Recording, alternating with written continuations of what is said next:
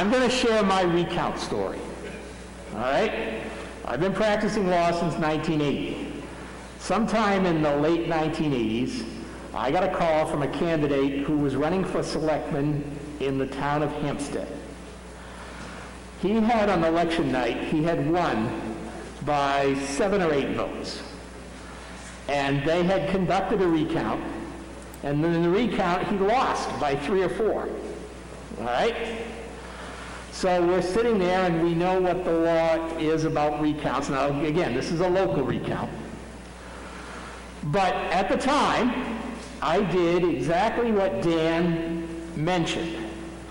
I actually went to the Rockingham County Superior Court, and Judge Gray, who is no longer with us, but who was on the bench, actually granted a right-to-know request for me to examine the ballots. Now, in the town of Hampstead that year, they had a very long SB2 ballot. They had 3 cards. First card had the run for office on it and some questions about zoning, and then there were warrant articles on card 2 and warrant articles on card 3. And the way they had conducted the recount is similar to what Betty talked about. They first separated card 1 from cards 2 and 3, and they set cards 2 and 3 aside, and then they counted the cards number 1 and counted the ballots. Now, the immediate tip-off was, I believed, and probably still do, and understand that I've been an assistant moderator in Salem since 1986.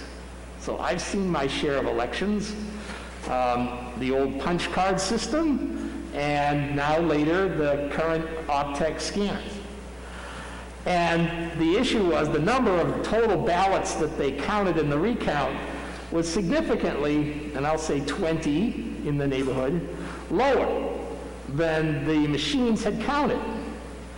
So we got this request, and the town wasn't real happy. And when we got there, we said, we want to start by looking at the ballots you didn't count. We want to see the card 2 box. And about 4 minutes into that, guess what? We found a card 1 that had a vote for my client on it. And we searched about 20 minutes more, and we found 2 more. And at that point, the town clerk decided that they needed to do their election again, their recount again. They resorted. They found about 11 or 12 ballots that they hadn't counted the first time, and my client was successful. So I was successful.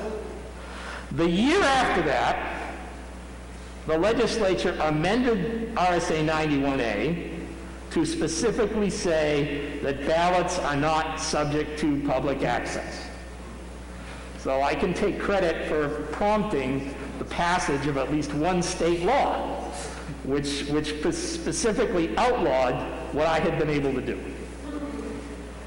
So under the current RSA 91A, ballots are not a public document that is accessible as a result of that state law. Thank you, Attorney Campbell.